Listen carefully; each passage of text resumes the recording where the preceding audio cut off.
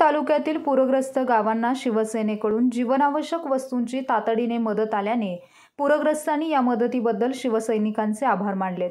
मुख्यमंत्री उद्धव ठाकरे यांनी काही दिवसांपूर्वी शिरोळ तालुक्यातील पूरग्रस्त भागाचा दौरा केला होता। त्यावेळी सरकारकडून लवकर मदत दिली जाईल असे आश्वासनही दिले होते।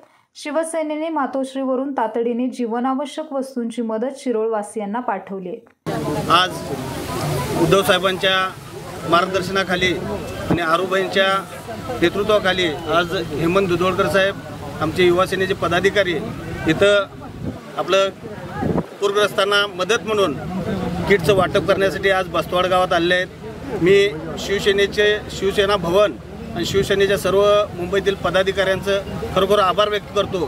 त्यांनी आपल्या या शिरोळ तालुक्यावर मागच्या वेळी सुद्धा कमीत कमी 52 गाड्या भरून मटेरियल 2019ला आपल्याला इथं दिलं होतं। पण आज उद्धव साहेबांचा आदेश असा आहे की प्रत्येकाच्या हातातच द्या, कुठेही ठेवू नका।